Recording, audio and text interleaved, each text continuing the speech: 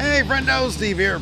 Larson. Yeah, welcome back to Going In Raw, the only pro wrestling podcast you need to be listening to. On today's episode, we're going to be talking about AEW Dynamite. We have a review for this week's Dynamite, on the road now to All Out. Also, Jake Hager has more to say about Tony Khan and whether or not he cares about AEW. And in our favorite What Do You Want to Talk About segment, we're going to talk about ticket prices for WWE, WWE ID releases, and what Mark Henry had to say about the Rajah Jackson incident. But first, Larson, let me ask you a question. Sure. Do you care about the podcast Going In Raw? Not in the least, no. Oh, wait. You mean my podcast? Your podcast, dude. Yeah, I suppose I should. Money. Yeah, I suppose I should. Do you think Tony Khan cares about his show, AEW? I mean, it seems like it takes a lot of work to do a wrestling promotion, so you'd think whoever owns and runs it would care. Anyways, Jake Hager, yes, he's at it again. Just a couple days after he called... Back at it, Jake Hager. The Rolling Stones, woo!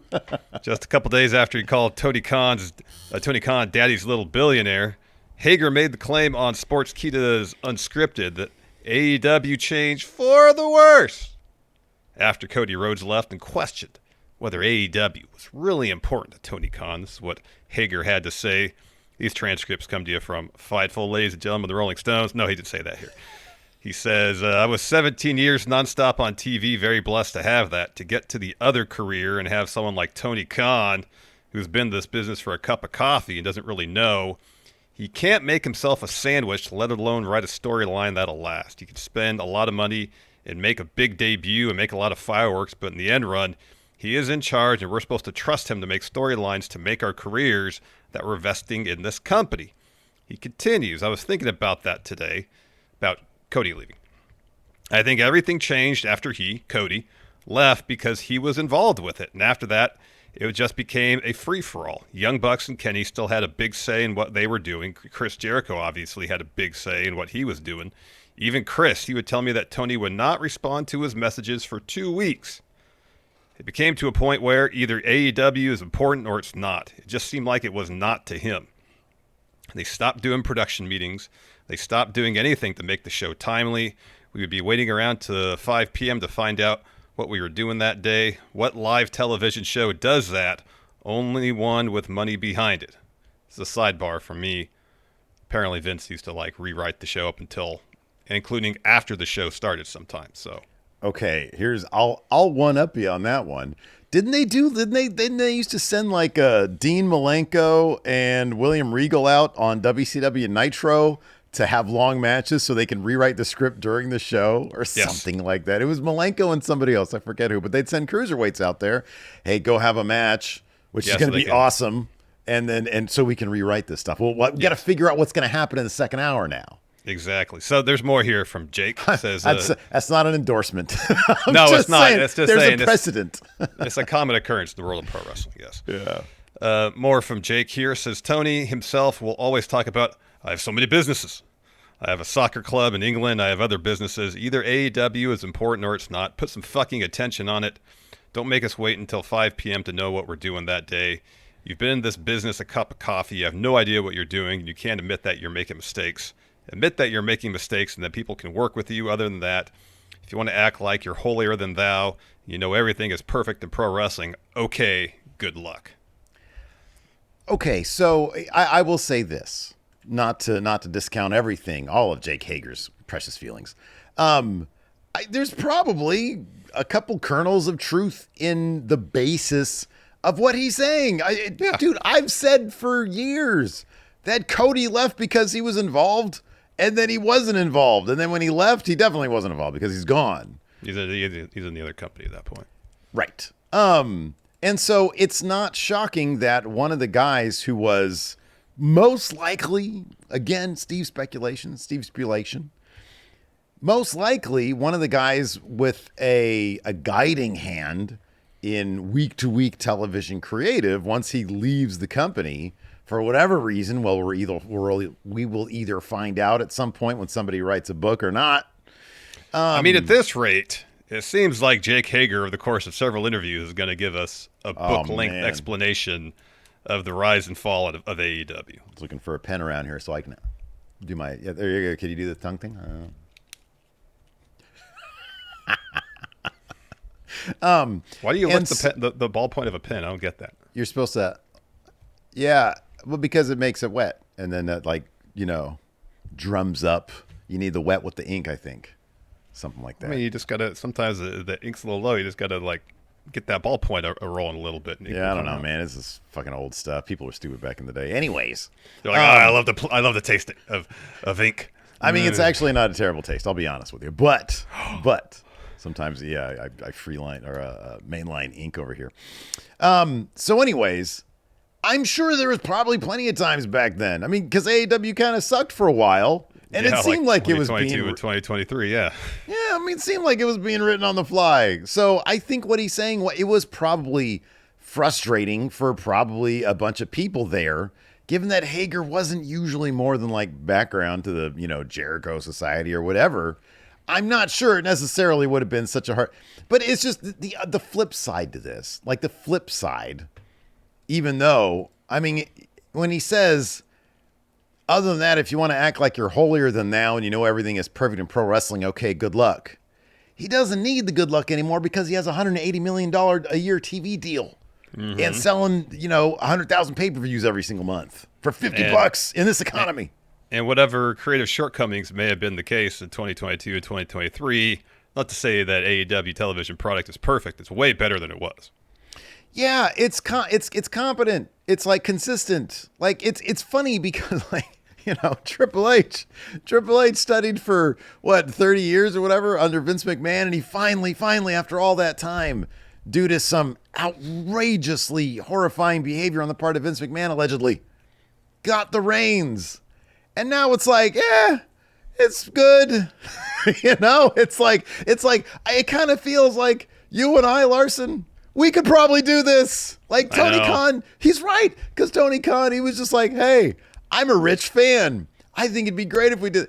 And then he figured it out within 6 years how to put on pretty decent pro wrestling television that a lot of people are really into. Hundreds of thousands of people, probably 1 million people, if you take all the numbers, YouTube and streaming and all that stuff. Yeah.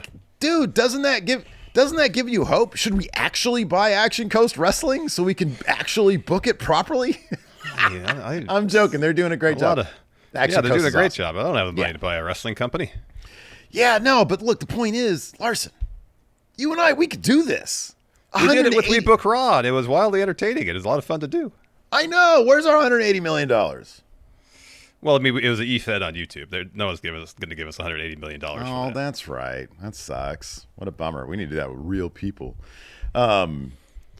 So, yeah, I don't know. It's so difficult to get through the silliness of Jake Hager, to see that to see that he's sort of validating or clarifying, I should say, through some very emotional, context here, some of the stuff that AEW went through around the time Cody left and what the situation was like. But I don't know if he knows this. Maybe he just isn't paying attention. Maybe he's like you. He's off socials. He's running the trucking company, which probably is a great investment because things need to get places. Mm-hmm. Maybe he just doesn't know. Maybe he's like, good luck with that. I wonder if they're ever going to get that TV deal. What are their pay-per-views doing these days? Oh, it's the moment he stepped out of AEW, he stopped paying attention to anything regarding Why AEW. would he pay attention anymore? You leave something behind. You don't care about that anymore. I mean, apparently if he's retired from the world of pro wrestling as an active competitor, maybe that's all in his rearview mirror. But he's totally cool doing interviews and still talking about his perspective as of a couple of years ago. Yeah, I'm not like that. When we got laid off from Machinima, I took that shit personal, and then they brought us back a week later, and I was still kind of bent. Yeah. But once we were completely free of it, I was like, when these motherfuckers gonna crash and burn? Lay me off. I'm doing much better now, but I don't want you to crash and burn. Machinima. I'm sorry, I was getting nostalgic earlier today because there was somebody, I think he's maybe used to be a a partner with Machinima, and he posted up a little video on socials. It said like, if you remember Machinima, you know, or something like that. And it like there was a couple of plaques in some display for like 2010 Machinima Inside Gaming Awards for like Call of Duty Game of the Year or something like that. And it's like, damn, those are really cool looking plaques. I wish I had one. That was the first year we were involved in. I think it was the first year they actually had the Inside Gaming Awards, like an actual award show. Yeah, that was cool. Boy, they were burning through money. They were burning through so much money. That was a lot of fun, though, man. That was a lot of fun. It was fun. Yeah. Well, anyways. So, yeah, hopefully, what would you like to hear Jake Hager talk about next? I mean, he's opened Pandora's box about Cody leaving. Give us everything. Give us the Cody's scoop. Not going to talk about it. Yeah. I think, when Cody says, he hopes someone will eventually write a book about all that. I don't know if any of us expected Jake Hager to be the one to do it. Yeah. But if he's doing the media rounds, blasting Tony Khan and AEW, open the floodgates. I'm saying oral history by Jake Hager. Like, you know how they do those great oral histories where it's like so many different perspectives? Yeah. I want it to be the singular oral history of Jake Hager and Cody Rhodes. Well, he'll have to get Cody, but Cody will have to use like an alias. Oh, because he can't it can't be him because he's already said not talking about it. Mm-hmm. Yeah. So what would Cody's like pseudonym be? What's something that rhymes with star? What's like a name that rhymes with star? Bar. That's not a name. That's a place. There's people with the last name of Bar. No, first name. Sorry, I need first name. Because it'd be like Stardust. It'd be like Stardust. Why don't you just reverse it? Dustin Bar. There you go. Dustin Bar. See, collaborative now. Never would have thought that was Cody Rhodes. Yeah, I know, right? Yeah, exactly. Yeah. Anyways, Runnels Bar. Yeah, there you go. Well, if you see Runnels, you know exactly who it's going to be. Yeah, you probably know who that is.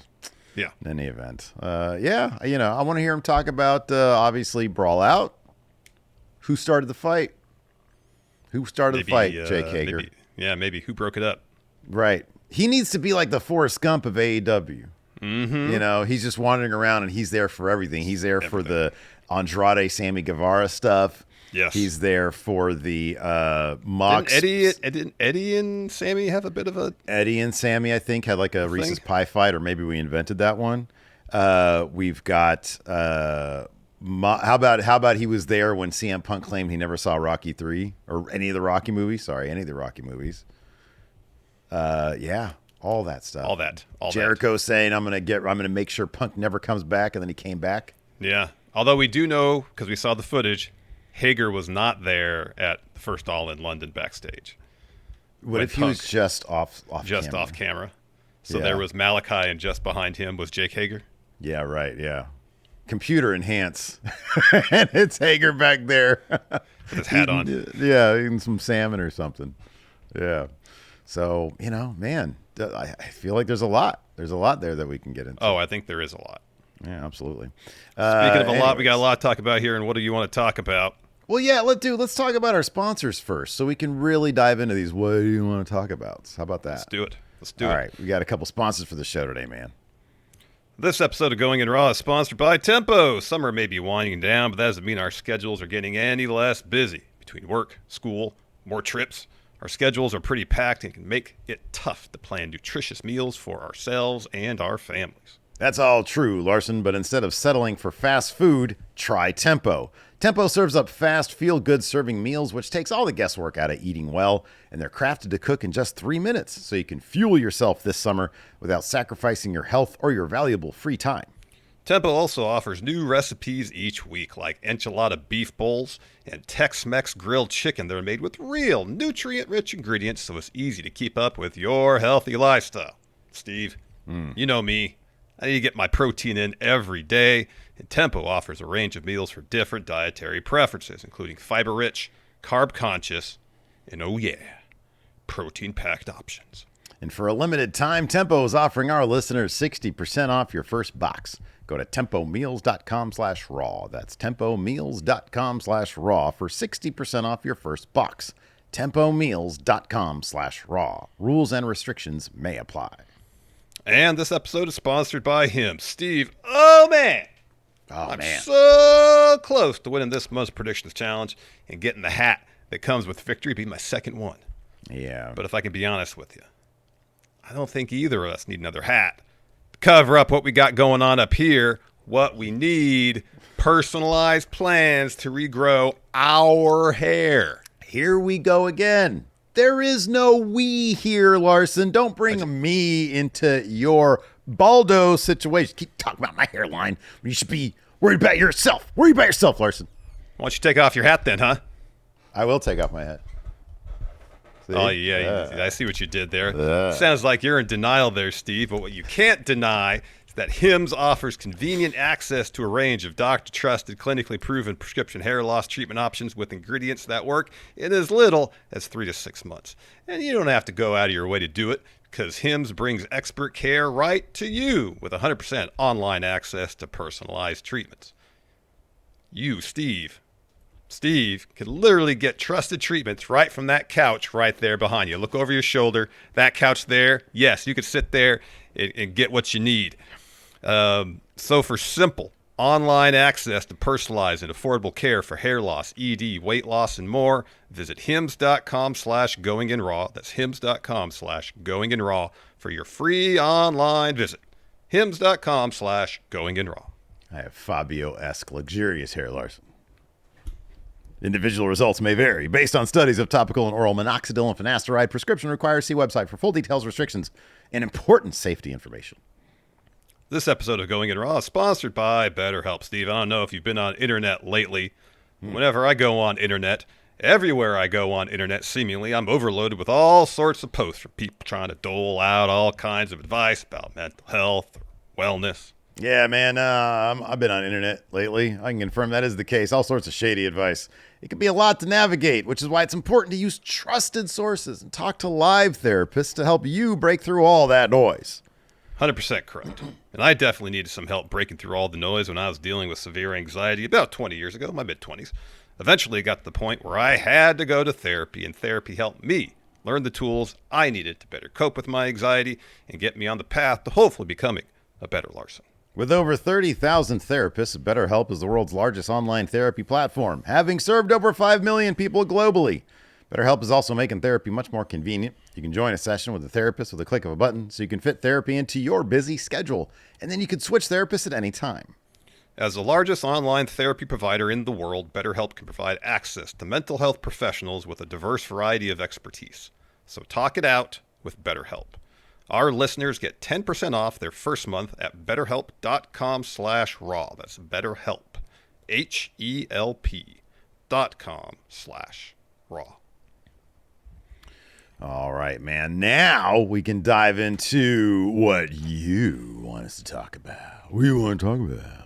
Well, first one here is the true Kid Goku says TKO is aware of fans' outrage at ticket prices, but they have high prices to help pay for their debt. I saw something about this a couple days ago. I didn't see the source. I know you were doing research to source all this stuff, but apparently this is not the case. It's bogus, not true.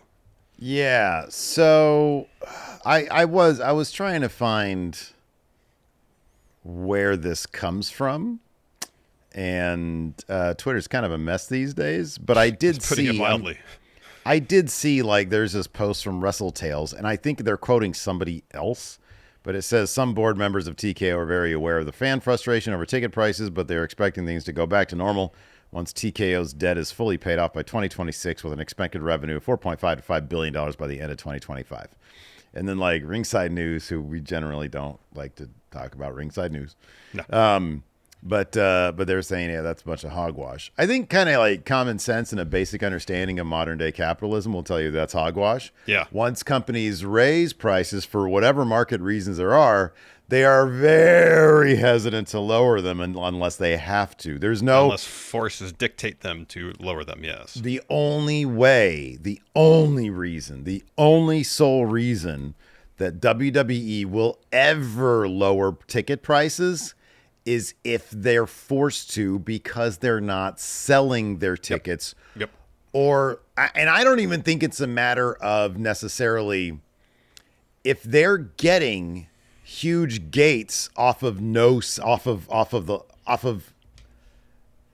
sales that are not sellouts, as long as it's getting in as much profit as possible. They would rather have, a half empty venue that is being sold at outrageous prices than a sellout at cheap prices if that first scenario out profits the second scenario. Yeah.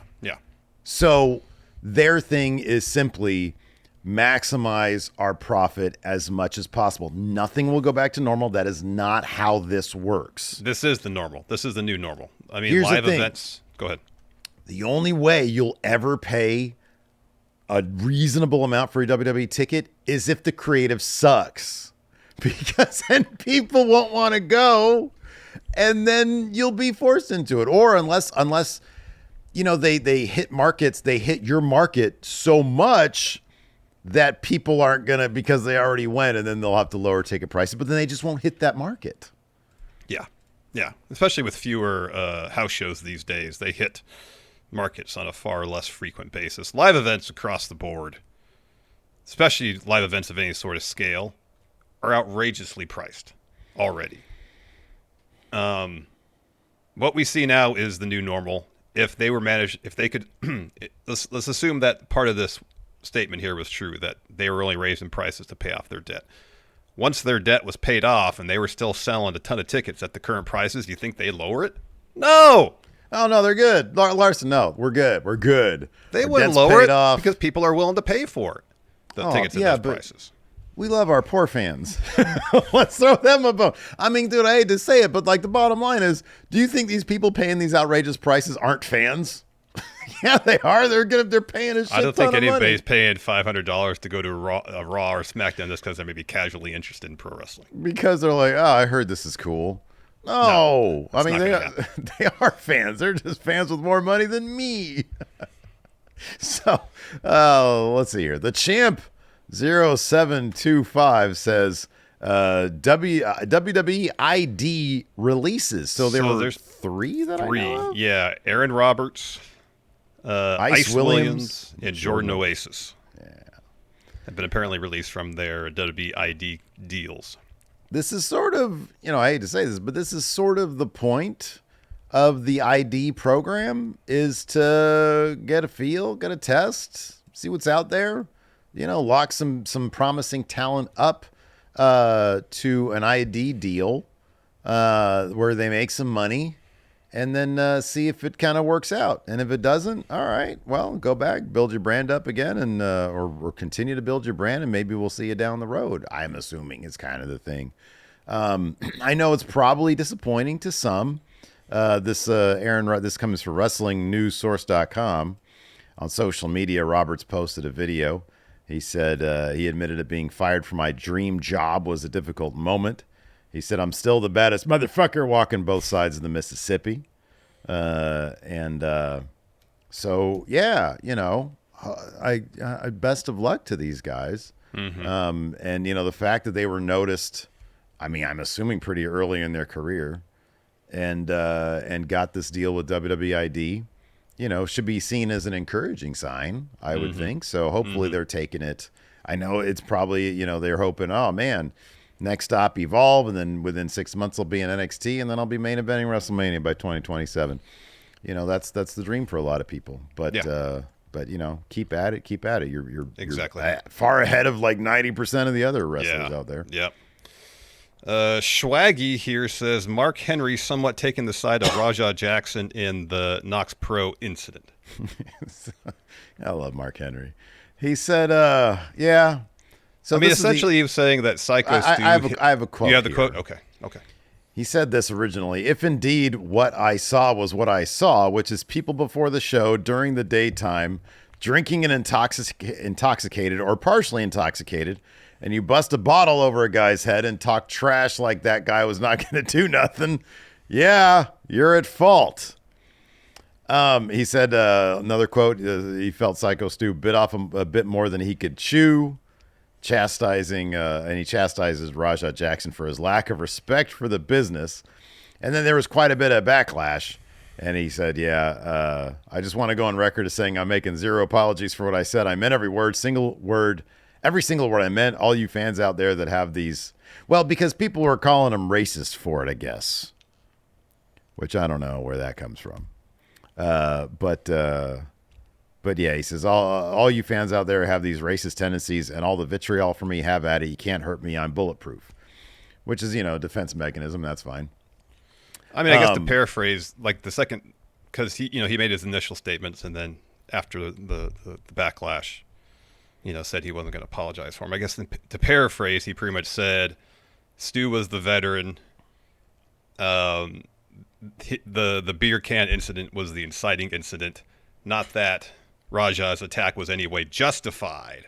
Essentially, what he was saying, the second statement was, if Stu didn't hit him with the beer can, none of it would have happened. Like, this is like saying, if you're in traffic and you honk at somebody for cutting you off, and then they pull out a gun and start shooting at you, you're at fault for inciting the incident. Which I know it's like obviously it's apples and oranges, because like whacking the guy in the head with a beer can is a bit more than just honking your horn. But yeah, man, I don't know. I feel like there's I understand where he's coming from here, but when you look at the actual reaction to the inciting incident and you see just how disproportionate it was, that there is, I mean, yeah, dude, look, if I see crazy ass people, if I'm with my family and I see some crazy guy in the street and he's, I don't know what he's going to do, I stay the hell away. I'm not like, hey, man, like you do have to, and what Stu did was kind of dumb, because you watch it and you're like, this is dumb. Why would he do that? You don't know this guy. That being said, I don't really think that what he got fit the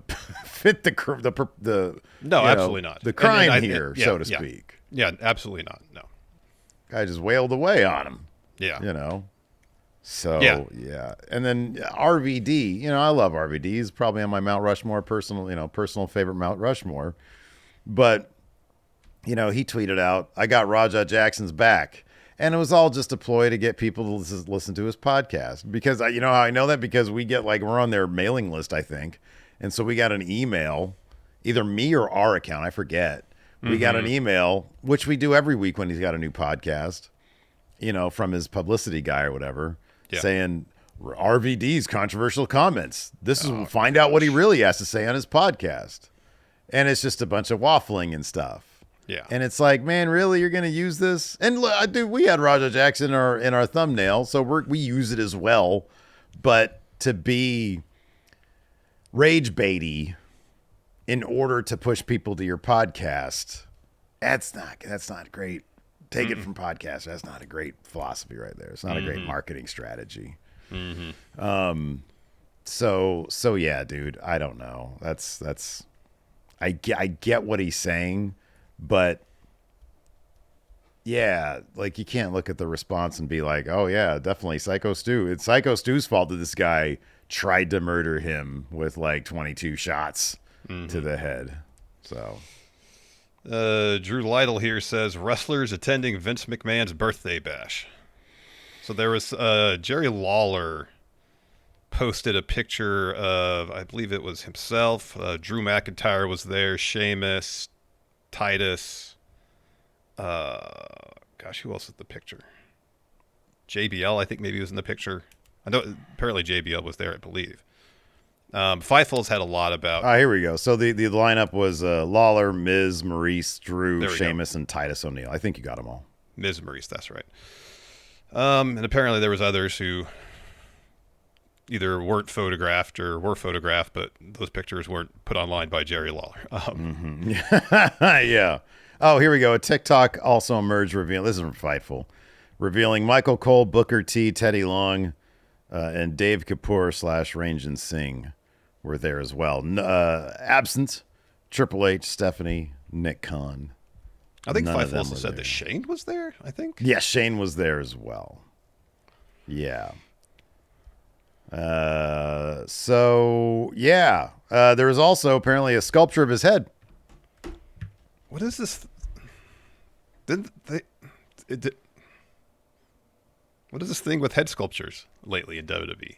Like, the Bret Stone Cold one for their match going in, where like their heads were being ripped apart.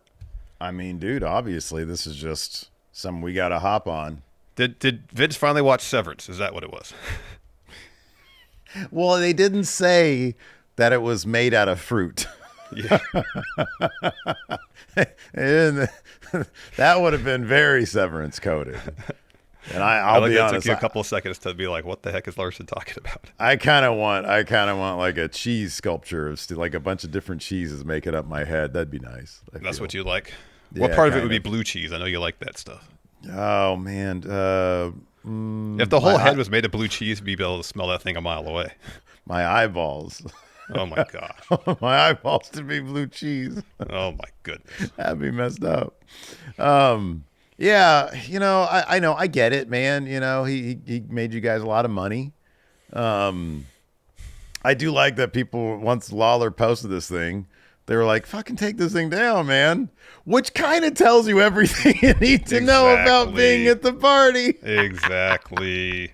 And they're like, oh, shit, no. Oh, well, I'm a bad guy now, so I can do it. Exactly. I can hang out with villains. Oh, man. Man. Oh, Cena. Did we mention? I think Cena was there, too. Yeah, I think Cena was there, too. One. Yeah. So, yeah, I don't know, man. I don't know. That's their business, not Steve's business. Yeah. What's this name? Hizzo Carl says Mac. What? Maki Ito becoming a surprise free agent after a contract was not renewed by Tokyo Joshi Pro. Yeah, that's. I'm assuming she's going to be fairly highly sought after. You'd think so. I mean, she of an addition. Rose to prominence super quick. Mm-hmm. So yeah, you'd think AEW would be reaching out to her because she made several appearances there. You gotta want. I mean, if she wants to do the full width and breadth of her shtick, AEW would probably be the place to be. The place to be. It's the place to be. It's the place to be.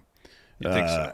But I'm sure, even if she watered it down for TKO standards and practices, she'd probably be pretty successful in WWE. She has a unique charisma, regardless of if she's throwing up the middle finger or saying whatever her catchphrase is, fuck off, fuck you, whatever it is. I forget what she used to say. I mean, she couldn't do that in AEW, at least not on cable television. Pay-per-views, yeah, but not on cable TV. Yeah, I know, but you know what I mean. Like, they're a bit looser there. There. They are. With what you can do. They are. Anyway, speaking of being a bit looser, that old AEW had themselves a Dynamite, post-Forbidden Door Dynamite, where they did this at the old ECW arena, the 2300 arena there in Philly. There's also somebody who asked about the union thing. Oh, it was a weird situation. Yeah, I don't think it was anything related to AEW specifically. It was about the building. That was my understanding of it. Yeah, there was because they were like AEW's coming in and using non-union because it's a non-union building or something like that. I don't know the specifics of it. I don't know. Yeah, I don't know. I don't know if somebody has them up doing up to shady business here. Calling out AEW specifically. I don't know. But what did you think of the presentation? The AEW, because we've seen this where we've seen NXT and their take on the ECW. And TNA was an Impact. TNA Impact did some shows from the 2300 arena too. Or at least a pay-per-view. They did a pay-per-view there. Have we? That's not surprising to me. Have we? Did we? I thought so. I thought we were watching. I remember watching an Impact show from there. Is it like, if they're going to do this? It looks smaller than it did in 1996. Yeah, because I don't know. I feel like it's more exposed in HD, in crystal clear HD. Y'all need to dirty up this shit, man. Well, they had the chain link fence by the entranceway, Steve. Yeah, but it was like brand new chain link fence, You want rusty chain link fence, like you brush your hand across it, you're guaranteed to get tetanus. That's what you want. Yes. Yeah, there's something, I don't know, but it needs more brick. It needs to be more brick. Shoot it in standard def. All the interviews and promos at the end. Yes. Dude, if you're going to do this, do it. I wish they were selling this. I would buy this shit. Are they doing a residency there like for the several next 2 weeks? Yeah, like they did in Chicago a few weeks All back. right. Any Talk to friendos... camera if you want to talk to Tony Khan. Apparently he doesn't care about AEW, so maybe he could be easily convinced to take up your idea, Steve. I want to talk to Tony. Well, okay, I can talk to Tony, or I can talk any of the friendos that are going to be there. And I wish I knew Alex, Queen of the Ring, was going to be there. Ah, yeah. Because she was there front row. They showed her on the during the hardcore match at the end. Is when I noticed her. She was like this the whole time. And I texted her. I was like, look, you look so like you're so compelled. And she said, I was just thinking about cheesesteaks. I was like, man, I'd have left that shit early for some cheesesteaks, Larson. And I know you would have come with me. Oh, yeah. Oh, heck yeah. No whiz for Larson, please. No whiz for me. But no, they have an AEW logo shirt, but an ECW, not font, but like with barbed wire through it. And I'm like, man, I kind of want one of those. So if any, and I know they've probably already sold out, but during this residency, if any of the friendos are going to be there, I'm an extra large. I will pay for that shirt. Market value, whatever they're selling it for, I will pay. I will pay that amount, and then like I don't know, I'll give you some fucking like some stickers or something on top of it. If anybody out there is going to be there, because I want that shirt. I love that old ECW. Yeah, but no, dude. Presentation wise, I'm not saying shoot it on standard def, but dirty it up. I don't know how even dirty it up somehow. Steve, they have the shirt on. They have the shirt on Shop AEW.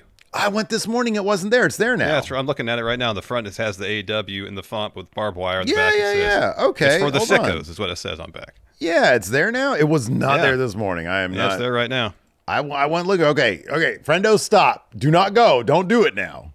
Because I'll probably just buy one myself. There you go. Let me see here. Hold on a second. Where is Shop Our shit? There we go. Okay, yes. It's the newest thing they have. Yeah. Yeah. So they just put that up like today. This. Yeah, all right. God damn, $35. That's a lot. Anyways. Do you want it or not? Yeah, I'll probably get it. Yeah, I'll probably get it. Don't get it. I'm going to get it. You're going to get it. I'm going to get it. You're going to get it. You're getting it for me for my birthday? No, you're going to get it. I'm going to get it. I still have to get you a birthday present. Yeah. You don't have to get me a birthday present. I'm going to get you a birthday present. That's stupid for me not to get you one. Well, that's dumb. But I'm super late on it. It's like a week. Anyways. Yeah. Presentation wise, even for these episodes, get rid of, the one thing I can't stand about AEW is that ugly fucking like blue and orange and fucking every goddamn color in the book on their branding. Keep it simple. Give me some ECW stencil font for the lowers. You just want it basically packaged completely as much as they can legally go, considering WWE owns ECW. You're there. Just do the thing. They honored on Collision. On Collision, they're doing like this Taz honoring thing. Nobody has done the 2300 arena shows and actually really embraced to the fullest the ECW thing. NXT didn't. Impact didn't. Dirty this shit up, And by the way, the crowd that's there, y'all need to get up. You remember how, if ECW, honestly, ECW, I loved ECW because if you go back and look at what every other territory was doing at the time. It's so funny when you watch the ECW invaded the USWA. I think there's like a video essay about it somewhere on YouTube. And it just so starkly illustrates the difference in branding that ECW was so far ahead of their time than anybody else, because you look at this podunk ass USWA studio bullshit and it just looks like it's straight out of 1986, whereas ECW it's like, oh my god, this is like snuff film wrestling, this is really cool shit, and the crowds are unreal there. That's what it needs. I don't know, but I thought it was a fun enough Dynamite. It was fun. I mean, there's enough moments and storyline advancement to make it a worthwhile watch. I don't know. Sometimes there's a double-edged sword to running shows in smaller venues, because sometimes the way the venues are laid out or constructed, they're small, but they look on TV probably more massive than what they are. I think it's the place in Cincinnati, maybe. Mm-hmm, they've been to with like the 3 levels. Mm-hmm.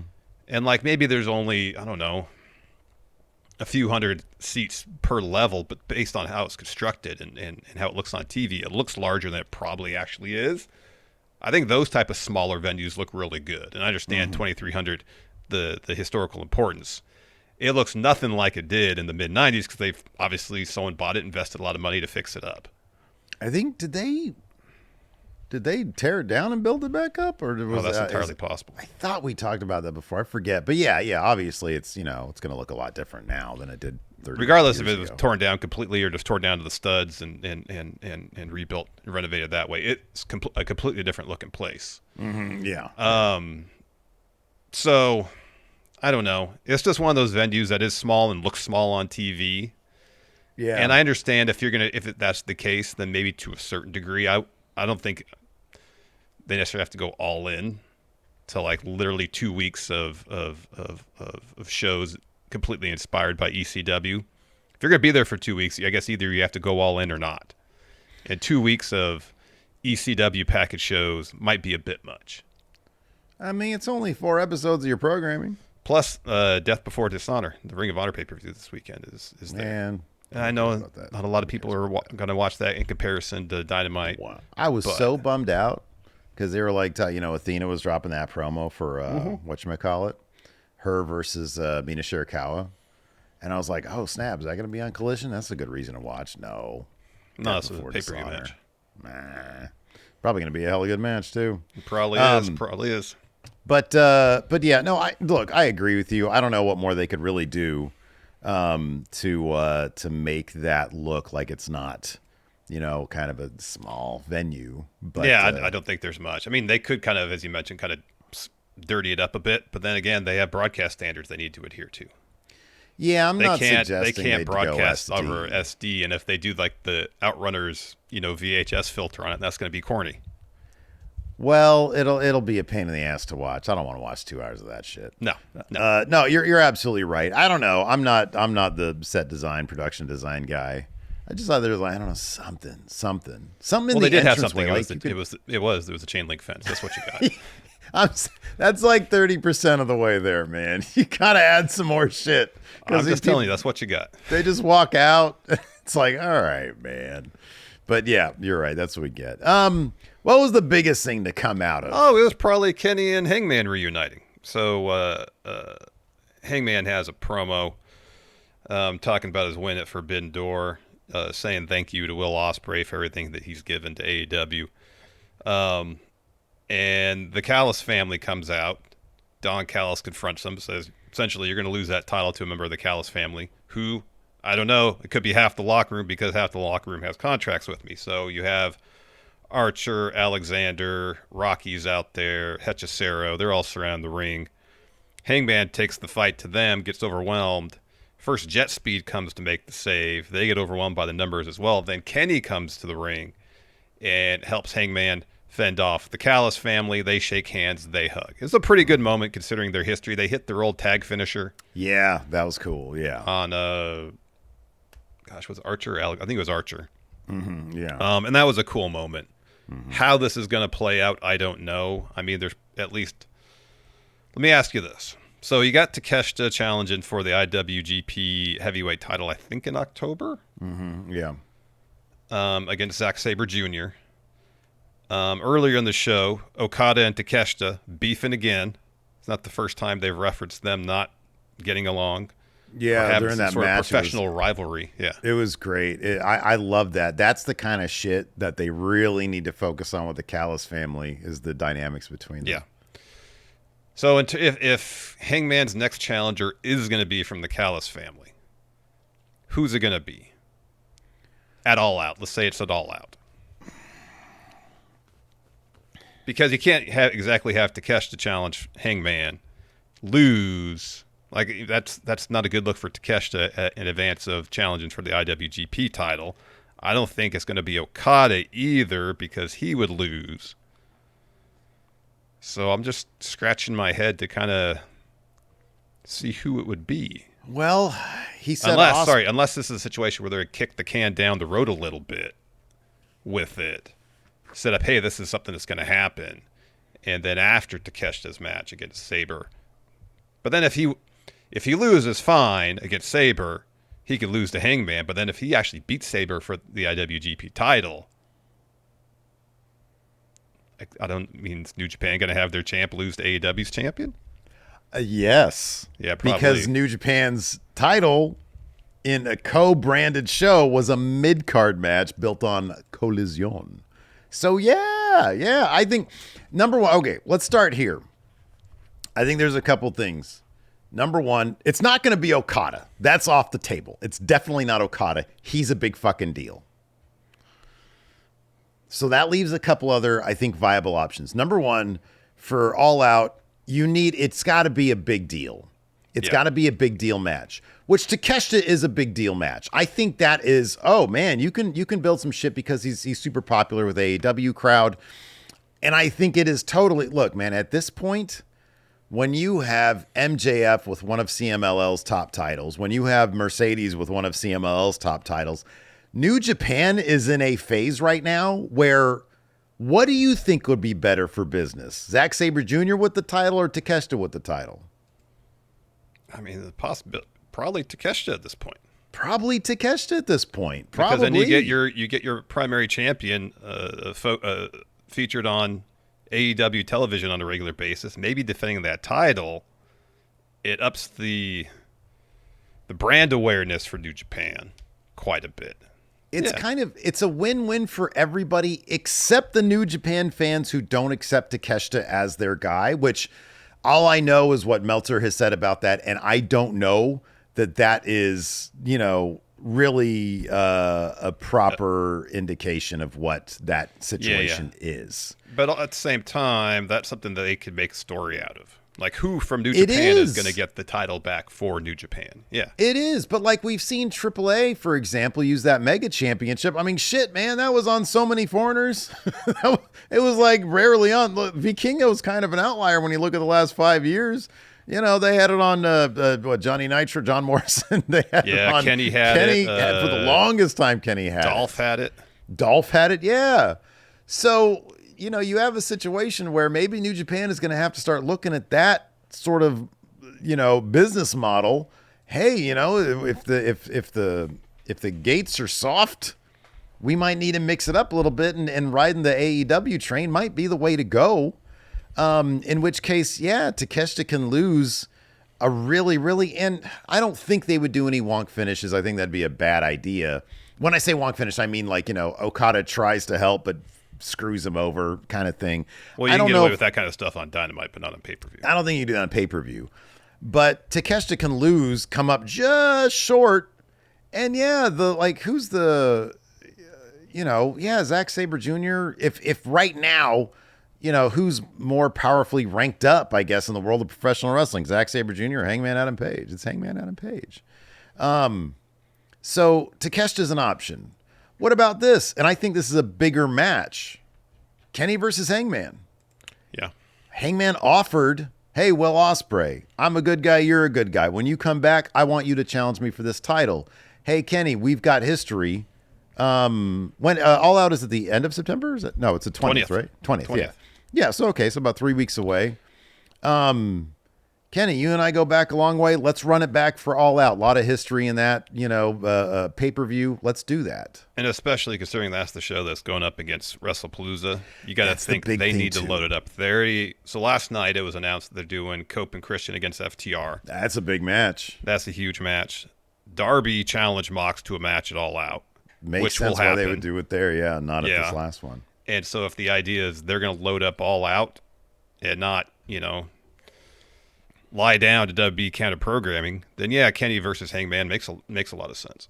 You could maybe, I don't know if they would do this, but Kenny versus Hangman, would it be a bigger match if 1 week away from All Out, so in 2 weeks, MJF says, oh, I'm turning this into a triple threat, and he cashes in or he whatever they call it. Executes, executes his contract.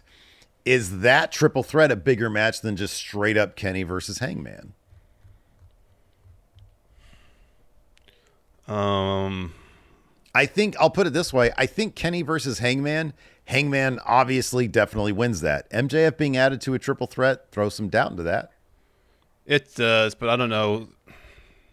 Let's just say they wouldn't do that, but I don't know if they think the story with Kenny and Hangman kind of needs to be the focus as opposed to MJF being involved. If they have some interesting dynamics that they are looking to explore with that, then maybe they want that to be the focus as opposed to MJF cashing in or executing his contract. I think if you have two good guys who have, respect for each other and a history, the 3 weeks is not a ton of time to add some spice to that because it just comes off as like a friendly. You add MJF to that, then it gets interesting. Then it gets really interesting. And I think that adds, what's that? Here's another option, Steve. Oh. Maybe we're looking at this all wrong. Maybe what we saw last night was a hint of a reunion in terms of the tag team of Kenny and Hangman. They take on the tag team with Takeshita and Okada at All Out. I don't know why they wouldn't have the world title defended at All Out. You'd think they would. So, dude, if this wasn't up against WrestlePalooza, I think that that wouldn't shock me. It wouldn't. But they're up against WrestlePalooza. I know. They need to load it up. I mean, to go up against any Palooza, you got to load up. But WrestlePalooza, no less. This really is a Palooza of wrestling. Yeah. You got to load that up. So I'm just trying to think of the biggest main event they could do with that world title. Yeah. And I feel like MJF adds some heat to that. Is MJF going to... Here's the thing. Dethroning Hangman at this point doesn't matter. It's not like, he's on a legendary run. Who's going to dethrone Mox? Now you can go back to some of that Attitude Era booking where, MJF can steal that title. And then you go back and you do MJF versus Hangman at Full Gear or something like that. And Hangman gets it back so that then he can go on and feud with the Callis family. So I like that right now. It's kind of like, what is going to happen here? We don't really know. We're 3 weeks away. Usually it's good to know, but I like kind of the chaos of it. Yeah. I think that's one thing that AEW could stand to do a little bit more of is embrace the chaos. Sometimes their chaos even comes off as a little too scripted. It's funny because they can do the chaos of a match. And that's oh my God, this is crazy. But when it's scripted storyline chaos, it comes off as a little bit underwhelming. The crowd's just sort of sitting there oh, look at this, I love that shit. But when they do it in the match, with Takeshita and Okada, pulling the dude out of the corner so Okada can't hit his shit. Yeah. Oh, that's good stuff. It is. I love good. that. Yeah, it is good. Well, let's jump into it. We'll talk about the Kenny, Hangman, MJF stuff. So MJF has a promo following his match of Forbidden Door. And he says, I'm bleeding buckets and the crowd cheers, you deserve it. He said, I had the match won, then Mark Briscoe comes out and cost me my win. The fans chant, you deserve it. You damn right I deserve it. I'm the best in the world. He says to Briscoe, I could have burned you alive, and next time I see you, I will. Now I have a week notice to execute my contract, and when I signed the dotted line this contract, it's not going to be for a match. Hangman is going to be for your soul. So later on, Hangman comes to the ring for the promo. And he says, before I say anything else, I want to say thank you to Will Ospreay for everything you've done for me and for AEW. He says, I'm sorry how things have turned out for you since All In. We'll miss you. Heal up, recover, and when the time is right, you can come back and challenge me for the world title. He says, now about this title at Forbidden Door. MJF had a shot and you failed. You threw everything you had at me and you still failed. After everything you've done, now you have to give a 7-day notice before you challenge again. And if MJF, you refined it in yourself to sign that contract, I'll beat your ass before the ink is dry. Cue the brown note. Don Callis walks out. He says, I got something important to say to the champion. He says, we have a long history. When you've won your AEW title the first time is only because I had a weakling defending it against you. Talking about Kenny. He says, I want the title back in the Callis family. You don't get to decide who you face. It could be half the locker room. It says it could be anybody in the locker room. Half of them are under contract with me. So he says the question isn't if the Don Callis is going to be champion, it's which member is going to take it from you. So Archer, Rocky, Josh Alexander, Hechiceros around the ring. We kind of went through this. Page says, I know it's going to happen. So he tries to jump Archer, eventually gets beat down. Jet Speed come to make the save. Don Callis gives Rocky a baton, so he starts whacking Mike Bailey with it. Kenny's music hits, and that's when he comes out, and eventually all the Callis family gets taken out of the ring, and Kenny and Paige hit the old tag finisher on Archer. They shake hands, they hug. It's a cool moment. It's good to see them reunited. It's a really cool moment. It's a really cool moment. We mentioned also we got Cope and Christian. CNC Wrestling Factory, Larson. That's what they really should call themselves. I know. I don't know how accurate it is, but they really should. Everybody wrestle now. That was terrible. Cope and Christian and FTR. Now they got the business with FTR now that Christian's deal is taken care of. So FTR opened the show with the promo. Dax figures out the microphone, and then he says, there are a ton of people who are ready to celebrate 11-time champions FTR. Sunday at Forbidden Door, the illegal man pinned me. The man I want to talk to is right here. Referee Paul Turner. Dax is like, hey, how long you been a ref? He says, 27 years. He's like, your wife and kids are here. Imagine telling them you failed at your job because of or he says, my wife and kids are here. Imagine having to tell your family that you failed at your job because of an incompetent moron. That's what I had to do. He says, to right this wrong, you need to admit that you're wrong and reverse your decision. He says, my decision's final. Stoke gets on the mic. He says, I'm going to do something no one else in this company has done before. He says, you're a moron. You want to appease the fans online, the fans here. He says, if you want to do the right thing, how about you hop off their dick and reverse the decision? And then Stoke pushes Turner, who's about to push him back, and Dax gets in the way. On this day, that brings out Cope. He comes out. He looks back at the entrance for Christian, but instead Christian comes from behind and hits Stoke with a kill switch, an unprettier. Huge brawl breaks out. Security breaks it up. Christian grabs the mic, says, at Forbidden Door, we took care of my problem. Now it's time to take care of Adam's problem. Dax, I hear you have a father. Cash, I hear you have a father as well. And Cope gets the mic from him and says, and this is actually a really great bit. The good guy, bad guy shtick. He says, no, come on. We can't do that. We can't do that. And the crowd's like, let him do it. Let him do it. And he's like, okay, you guys are a bunch of sickos. Hands the mic back to Christian. He says, and that bitch is dead. And then Cope gets the mic, says, FTR, he says, it's all set. CNC versus FTR. I'm going to get my pound of flesh. The chemistry is there, even in the current characters they inhabit, and it's great. Yeah, I like that overnight Christian just isn't a different person. I love that. That's great, yeah. That's how it should be. So is Darby versus Mox booked for All Out? I'm sure in Tony Khan's, his book, it is on TV, not quite yet. So Darby has one of his short films early on. He says, to everyone who wish I died on Everest, I'm still here. I told Mox that I was going to take everything from him, and that meant everything. That meant the Death Riders, the title, his livelihood, all of it. He says, when I was on Everest, I saw the bodies and I cried. I realized how fragile life is. When I was at the summit and looked down, I felt so alive. Mox, you were taking precious moments away from people, and I'll never forgive you for that. And they show, them taking out Danielson and in other instances.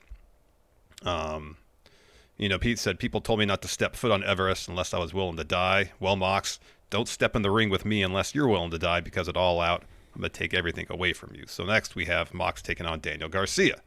Really good match. Another match where Daniel Garcia is really close to winning but loses.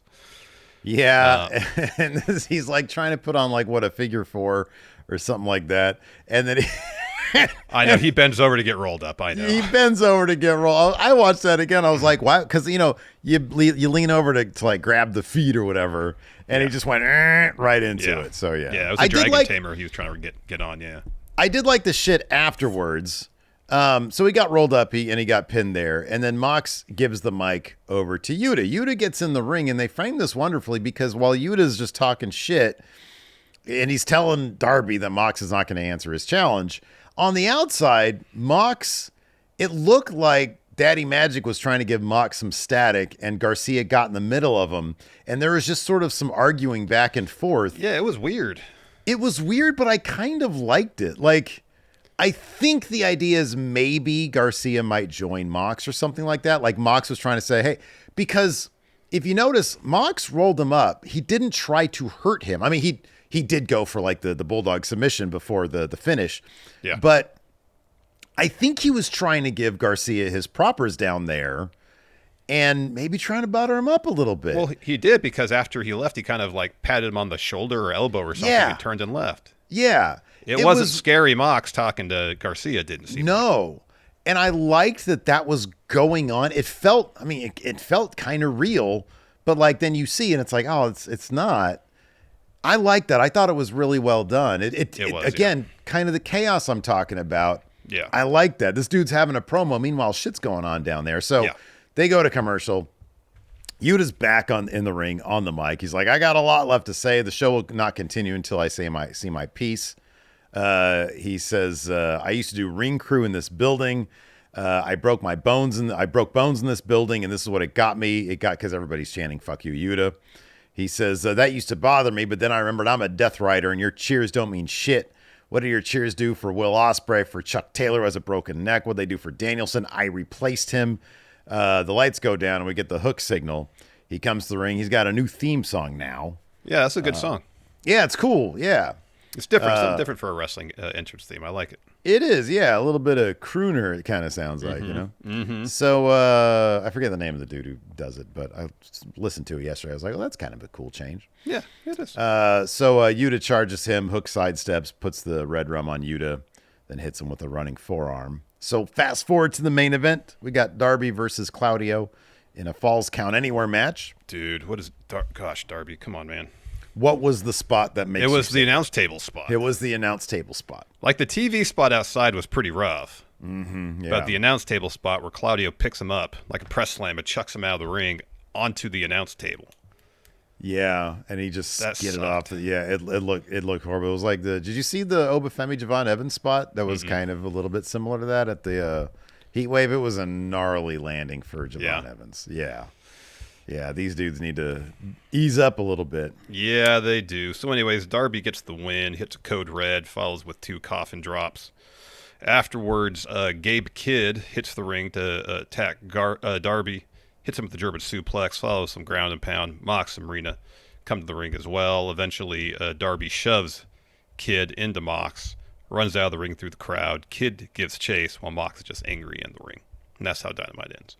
Yep. We got this really fun video package where you had Tony and Mina Shirakawa and then Athena, and they're all hyping up Athena defending the Ring of Honor Women's title against Mina at Death Before Dishonor.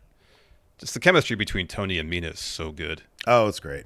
Yeah. And you have Athena talking about chucking Mina off the roof of the 2300 arena. Mm-hmm. Yeah. Yeah. No, that's good stuff. How much are Ring of Honor pay-per-views? I honestly don't know. $20 maybe? 20? Maybe. When is it? Friday night? I think it's Friday night, yeah. Anyways, Mark Briscoe had a promo with a little baby. So he said, hey, I'm at the 2300 arena. It's extremely important to the Briscoes. I wish I could be there, but I got a very good reason why I can't. And then he's got new baby in his hand. I don't know why it made me nervous. But it made me know this baby's so tiny. It looked like they just came out. It just came from they just brought the kid home from the hospital. Yeah, this kid is brand new. It's a small baby. Yeah. I was like, oh my God, man, be careful with that baby. You're Mark Briscoe. You're kind of crazy. And then very, very carefully he goes, you take this thing. I called it this thing. Yeah. So anyways, he hands the baby off. He says, it's been 1 week since MJF threatened to set me on fire, so I'm going to set MJF's hopes and dreams on fire. Something MJF said is haunting me. He said I can't win the big one. I heard my name call out Kyle Fletcher's mouth. Kyle didn't say he's better than Mike. So he's challenging Kyle. I'm challenging Kyle to a TNT title match. So we're going to have on Collision, Kyle Fletcher versus Mark Briscoe. Should be a really great match. They had a great match before, didn't they? Yeah, that last match, that was fantastic. Yeah, that was really good. So we had Ricochet and Gates of Agony challenge the Ops of the Trios title. Hurt Syndicate cost in the match. Looks like Ricochet was going up top to get the win. MVP comes to ringside, blasts him in the back with his cane. Shibata then hits Ricochet with a PK. Joe follows with the Coquina clutch. Ricochet taps. So then Gates of Agony are helping Ricochet up when the Hurt Syndicate's music hits. So they let go of Ricochet, and good on Ricochet. He just falls face first on the mat. It was a good little bit. So then Bishop Khan, Toa Leona run out to the ramp, meet Lashley and Shelton there, and they just all start brawling.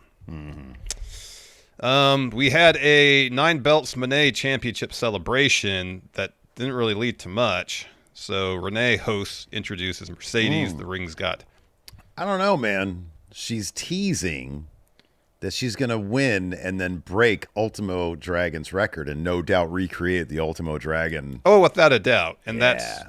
but like in terms of setting something up Oh, that's huge. to lead to that, that's what I was hoping for. Yeah, me too. I was hoping somebody with a belt would come out so she can beat them. Well, I didn't necessarily beat them at that moment, but, set something up. So the ring's got balloons. There's a table with all of Mercedes' titles except for the TBS one on it.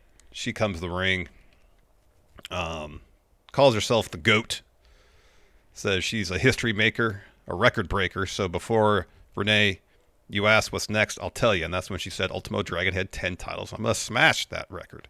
So any woman with a title, I'm coming for you, and you'll love the taste of Monet. So Renee asked about Alex Windsor almost tapping her out a couple weeks ago. And Mercedes says, well, I was not the legal competitor, plus there was a bug in the ring that I was trying to smash. She says, I don't care about Alex Windsor. Alex has it out for me. She's jealous that I'm a better Rev Pro champ.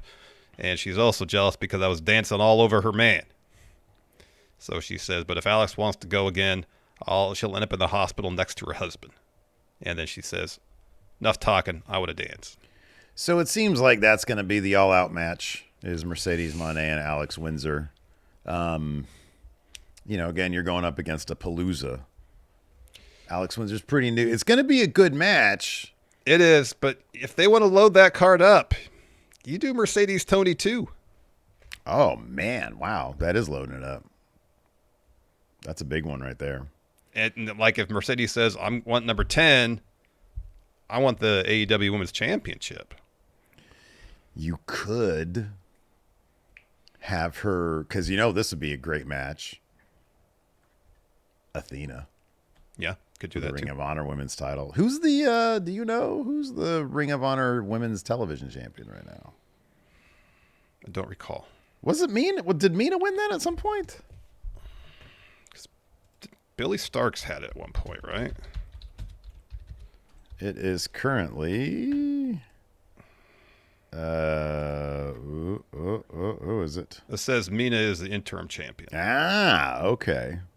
All right. Because Red Velvet was champion and then had injury. Yeah. Do that. Hey, maybe they still will. Who knows? Anyways.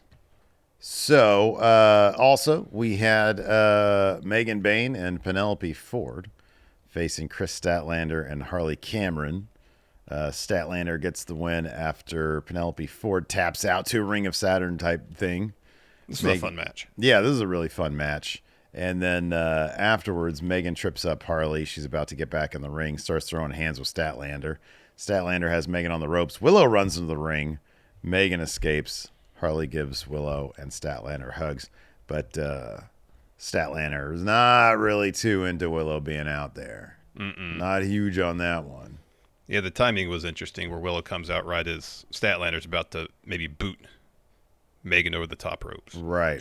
Hey, that's a decent match if you want to load up that card as Statlander versus Willow again. And then we had an all-star 8-man tag. Well, no money on the line. Did they say there was money on the line for this one? No, I said there was no money on the line.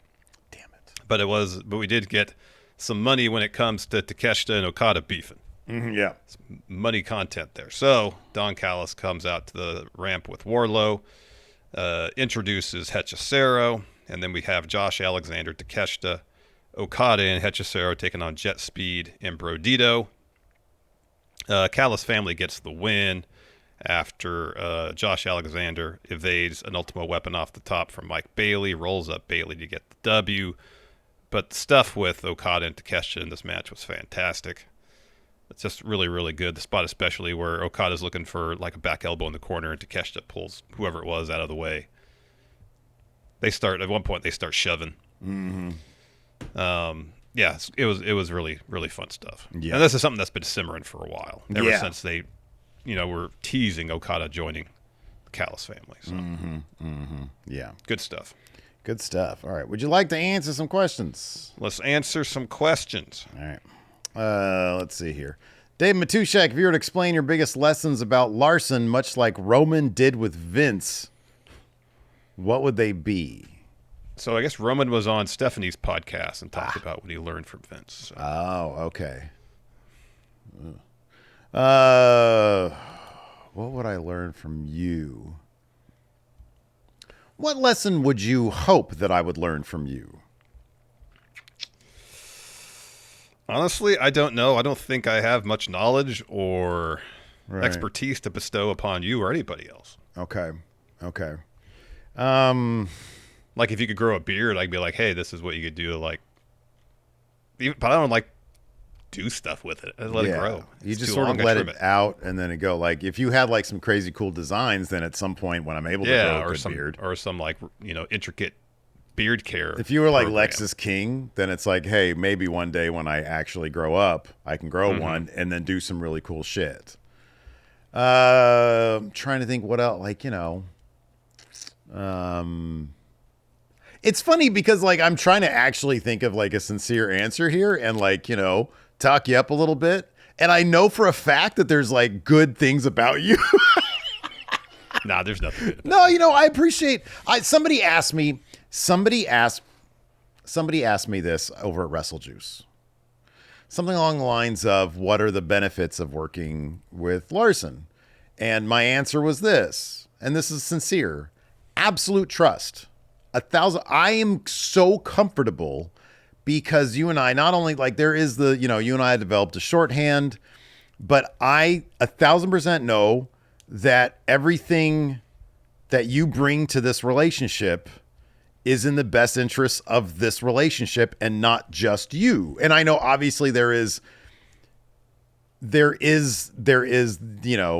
benefits you as well, but I never have to worry at all. If you betrayed me in some way, I would be fucking floored. My whole world would be shook. I'd be like, really? That guy fucked me over? That's wild business. I never have to concern myself with that. So I think, the benefit of my lesson from that, I guess, is you can find success by establishing a trust the kind that we have. Mm-hmm. So I don't know. Maybe there's something there to be said. Greg Morris says that too soon for Mox with Darby to face off already. I thought they were going to make him run through the Death Riders. Well, he just had a match with Claudio. He can have a match against Gabe Kidd next week, Yuta the week after, and then there you go. He's run through the Death Riders. Yeah, that's probably what the plan is. This is a great question. Carlos Diaz. Power rank home invasions in wrestling. So we've got I saw this question. 4 here. Mm-hmm. Triple H and Orton, Austin Pillman, Samoa Joe and AJ Styles, Hangman Swerve. I mean, I guess in terms of the one that was most impactful on the stories on television is Hangman Swerve. It's Austin Pillman, number 1. There was a gun involved with a thrilling cliffhanger. Did you hear the qualifier I put there? Swerve busted into Hangman's house was Hangman's story for 2 years or whatever it was. Pillman had a gun. And I was going to say, if you'd let me finish, in terms of the best singular moment, it's Austin Pillman and the gun. All right, number 1, good.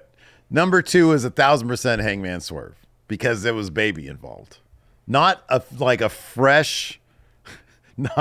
freshest baby I've ever seen on television. Mark Briscoe, baby. It's like literally, they cut come the home cord. from the hospital. It's like, here, get a camera crew over here. Yeah, here we go. Cut the cord, put a little baby outfit on, and hold the baby. Why was that baby so fresh? That baby was the freshest baby I've ever seen. Even Bama didn't look that fresh when she came out. That baby needed a little bit more time to cook, man. Oh goodness. Golly. And then Samoa Joe and AJ's. I don't really remember Triple H and Orton. I don't think I was paying attention much. No, I wasn't watching wrestling then. So it was probably corny as fuck. Triple H overdoing it again. Yeah, exactly. Nate Cruz says, what percentage of time do you think WWE actually plans and executes something really well versus them falling ass backwards into a good idea?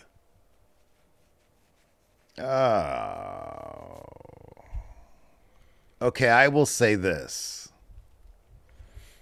I feel like they have probably fallen at... let me put it this way. I feel like they're consistent, relatively entertaining stuff. They just write. They do that, right? So that's like the baseline. If you take all the great moments in their history, I feel like at least half of them they fell ass backwards into, though. I feel at least half, maybe even more. Yeah. Ronan the Analyst, has there been a better wrestling red herring than Dan Matha's debut? No. Oh, that was so good. That was great. That was so good.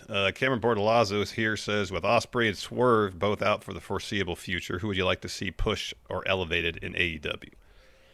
It's Takeshita. Mm-hmm. I mean, Darby's going to be around now, so he'll be a big deal. They got to do more with Okada on TV. Yeah, Okada. I'm trying to think of like guys who can fill that spot like the babyface. And I feel like Takeshita's probably going to be a bigger babyface, or is going to be the babyface in the Okada thing. Orange Cassidy apparently cleared. Yeah, and Orange Cassidy. coming back soon. Yeah. Jay Sincere says, asking specifically for Larson, have you thought about doing a side channel like Steve does Wrestle Juice? No, not really.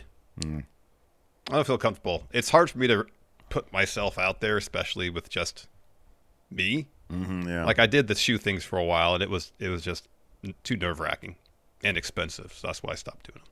It was really good, though. I still honestly think, like, if you wanted to spearhead it, I could be your camera guy, and when we go out and play basketball, you can feature what shoes you're wearing. This, because you do go through those, like, a lot of different on-court blacktop shoes. I like trying new ones to see if I could find something that is. Or here's the thing: I'll go to the Nike clearance store for $60, pick up something.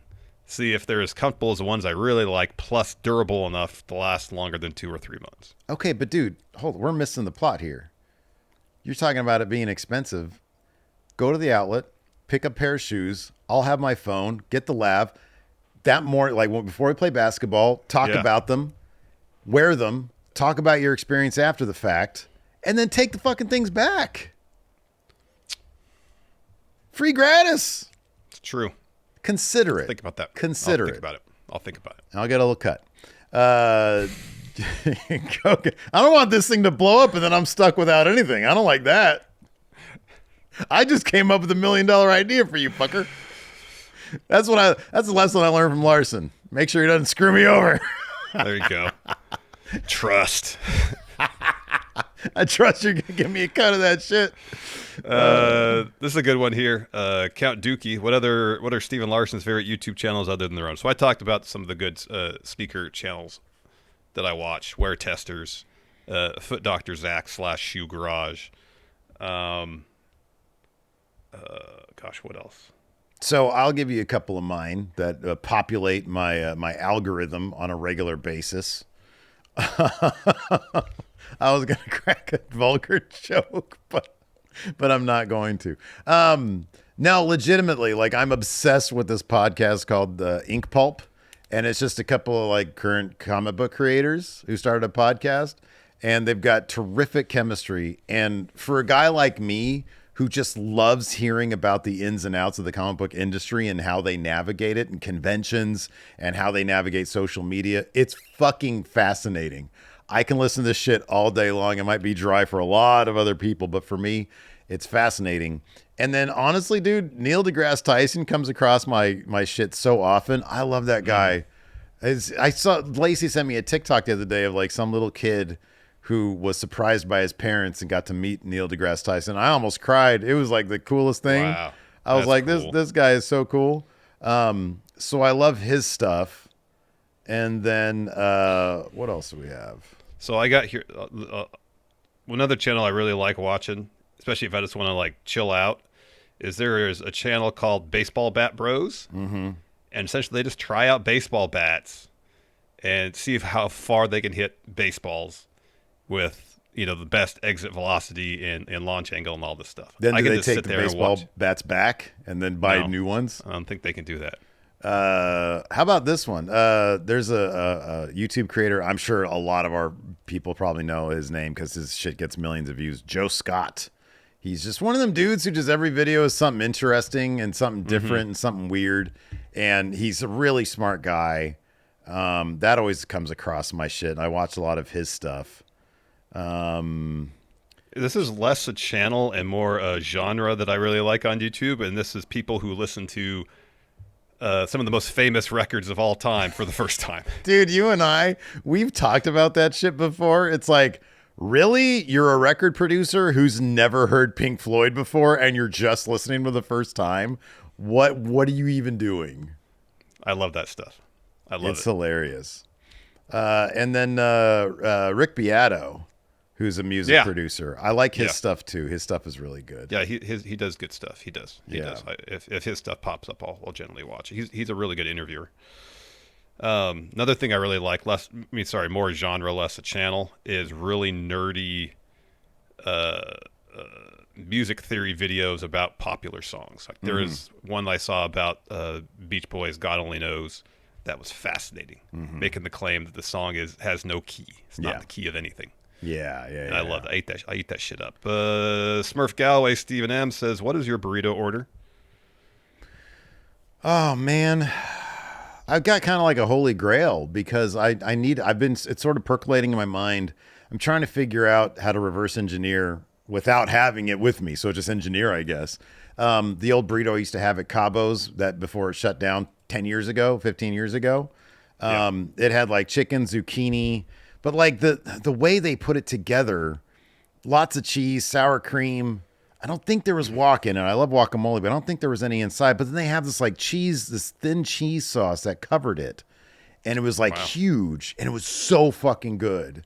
And so I'm like lately I've been sort of like thinking in the back of my head, okay, how am I going to try to replicate this thing? Yeah.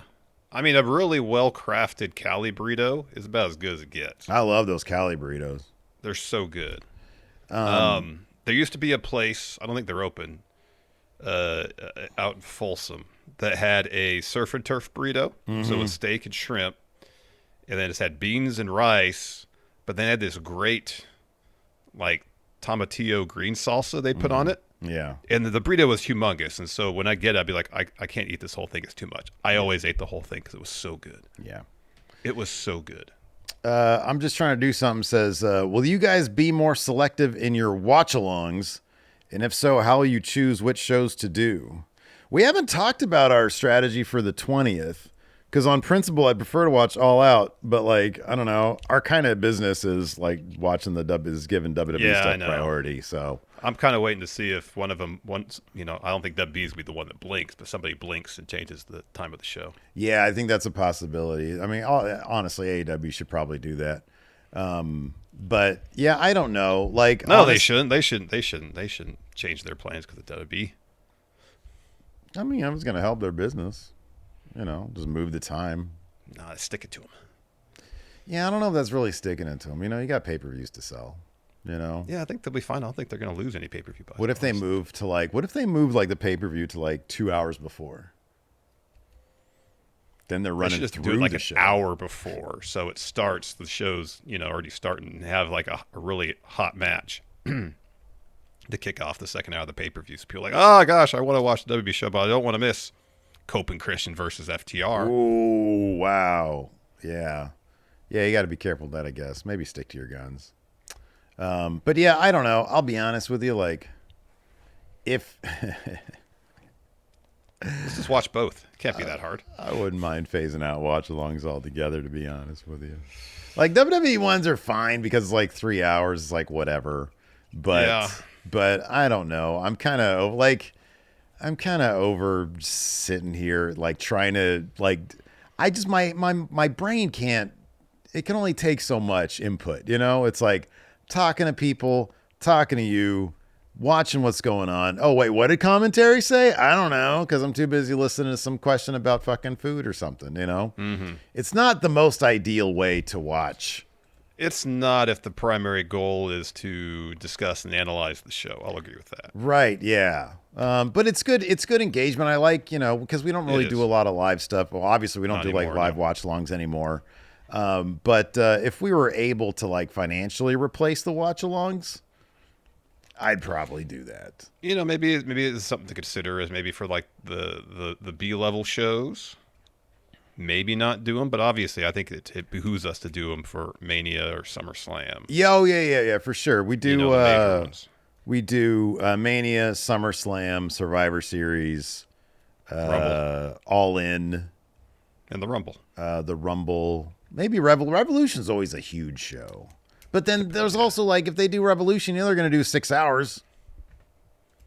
Oh, the Rumble. Got to do the Rumble. Odds are WWE will try to counter-program it, too. You know what I'd prefer to do? Would be sick, but it would be terrible. Like it doesn't make any sense for our business. But to do live watch-alongs, like we go to a bar someplace, get our load on while we're doing the watch-along with friendos. We sit up like on a Waldorf and what's-his-face? Statler and Waldorf situation with a couple of laughs. Oh! Yeah. That's all we do the entire time. Just that laugh, huh? Steven Larson gets super drunk before we pregame. We pregame before the show, get super drunk, and just act like assholes. I don't really feel like there's much upside in that. It's the natural end. It's the natural end to our careers, Larson. I guess so. Moses Supposes here asked, who has the higher ceiling, Daniel Garcia or Speedball? Garcia. Myth Trainer AC says WWE has given you the opportunity to redesign one of their championships. Which one are you doing? The Intercontinental title. Make it more inspired by the old one. Raw tag team titles. They're kind of already look like pizzas. Go all in on pizza. Oh, you want pizza titles? Yeah, pizza titles. Yeah. Okay. That's all I got over here. All right. We'll end on this one. Luis says, will we ever see a Jinder Mahal type champion in AEW? So essentially, career mid-carder who becomes champion out of nowhere. Out of nowhere? Probably not. Like somebody who people don't take seriously and then all of a sudden he's world champion. That's how I kind of read that. And I don't think AEW is going to do that. That'd be. But if they wild. did, who would it be? If they did, it would be Brian Cage. He's a bit ginderish. Juice Robinson. Oh God! Remember that time Juice Robinson came back and he was like, "I'm going to take away any and all personality that I have and see how that goes." He's probably on Collision. I'm assuming. I don't know. I would guess so. Yeah. Boy, that was not a good idea. Like you had something. Yeah. And he's like, now I want to be default. See how that works out. Anyways, that's going to do it for the show today. Thanks everybody for tuning in. We appreciate it. Till next time, we'll see you guys around. Goodbye.